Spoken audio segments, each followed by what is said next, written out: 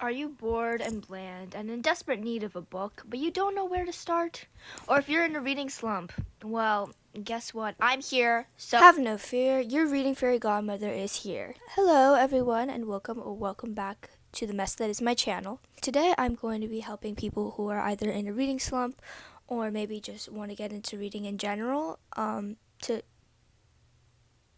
Why did my ring light just change colors? Excuse you. I have been a reader ever since I was but a wee little child with my Pinkalicious and Sesame Street picture books. I would like to say that I've progressed since then. Currently I read Fourth Wing, and I did make a reading vlog about it, so if you want to go check it out, I'll link it down below. Let's begin. The main thing that you're going to want to have is a want to read, because if you do not have any motivation whatsoever, do you really think you're going to pick up a book at one point?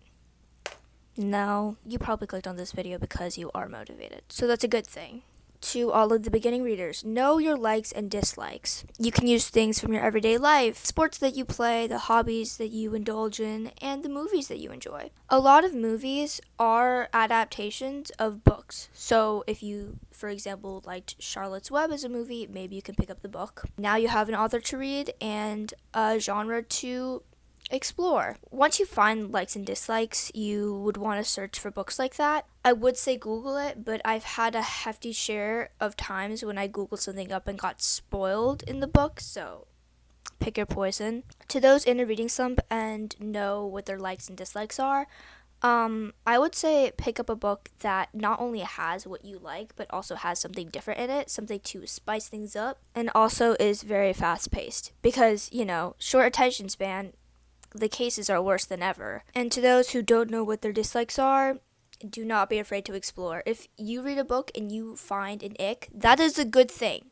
It's sad that the book gave you the ick, but it's a good thing that you found something that you dislike. I mean, what's the worst thing a book is going to do to you? Give you a paper cut? Make you have an existential crisis at 2 a.m. because of how emotion provoking it was? I don't know. The books that you read should be so enchanting and just wonderful that you would want to read all of it in one sitting. You would want to finish it and continue.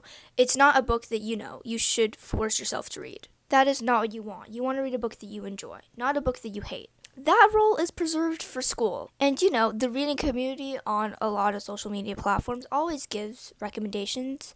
Even though they might be the same ones repeated over and over, there are the occasional original, new, fresh ones that you could pick up because it's fresh meat. Or maybe if you have a friend that reads and that person is someone that you share a lot of similarities with, maybe you could ask them for recommendations. A lot of the books that have gone viral though are reasonably good, so if you really actually have no idea where to start, I would say pick up the ones that a lot of people are raving about, because it probably means that they're good books. And it is okay if you don't like those books. Like, if you don't like People We Meet on Vacation, maybe steer clear from romance. Kind of trial and error here. Staying consistent. To stay consistent or not to stay consistent? That is the question. With everyone's short attention spans, it's hard to stay focused on a book for long periods of time. Again, the books that you choose should be books that, pull you in and keep you there and leave you wanting to, continue on. But if you still find yourself struggling to focus on the book,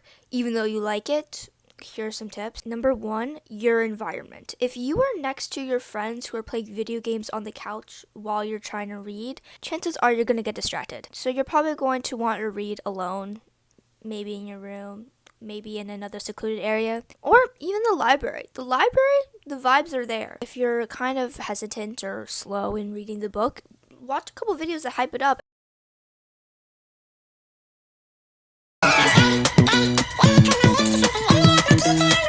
And the third tip is for those who feel like they don't have time to be able to stay consistent.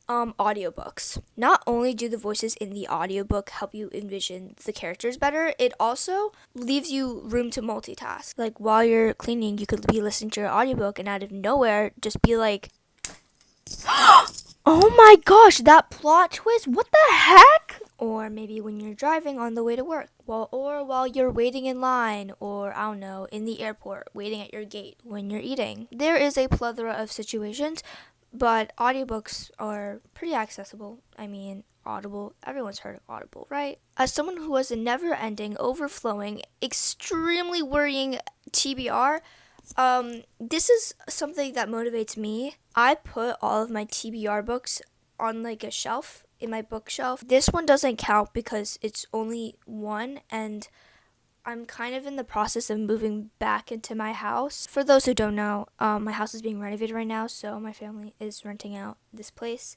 while it's being renovated. So half of my beautiful, beautiful babies are being packed away in boxes and stored elsewhere. So a lot of the books that I need to read but haven't read yet are a part of that. But if I did have my bookshelves, I would have a whole bookshelf, and I would see the pile dwindle, only for me to add a couple more because, never ending TBR. But that's not always the problem for everyone. Buying books and reading books are two different things. So maybe that could also be a motivator for you, or maybe even a checklist of books that you haven't read yet. You can always check them off. Also, if you're not in the mood to continue reading a book, say if you're reading Fourth Wing and you took a little break from it and then you came back and you're like, oh, I don't want to read this anymore. That's okay. I am a person who relies solely on mood when it comes to reading, so if I'm not in the mood to read Fourth Wing at that moment, I will pick up another book. Sometimes I'm in the mood for some summer romance instead of fantasy. The key is being consistent with reading. So, as long as you're reading something, that's good. But don't go too overboard, because I do not want to be responsible for 50 books that you are currently reading. No, no, no. Pace yourself. Also, you do not have to read very long books. If you want to read Geronimo Stilton, go ahead. While you're at it, read the Tia Stilton books too, because you know what, that's a lot of books. Think about it, all the whole Geronimo Stilton series and then the Tia Stilton series, that's a lot of books. And now, because you read the whole thing and now you're obsessed with it, now you know what you like. See, going back to part 1, you see how I'm just like, going full circle? Look at me. Wow. Staying in love with reading. Obviously, it includes loving the books that you are reading and the books that you are choosing. But you can join a book club or make a book club with your friends and laugh over certain events in the story. After reading a book, you can look at TikTok compilations of other people's reactions and laugh at that too. I am one to do that. You can look at memes on Pinterest about the characters. That just makes my day. Or, I don't know, maybe getting a special edition and protecting it with your whole heart. I had a humongous Harry Potter phase when I was younger. It got to the point where I tried to gaslight my friends into thinking Hogwarts was real, and I was partially successful. So yeah, that's kind of troubling. Annotating your reactions in the book. Although this one may be a sticky situation because some people were like, I can never write on a book. There are clear kind of post-it things that you could stick on the book and then write on. Should I make a video for annotating? Let me know. Heck, you don't even have to make a book club with your friends. You could just call them and rant about the book for hours. I also did that. But reading books brings me so much joy, and I'm hoping that with this video, it'll also bring you joy.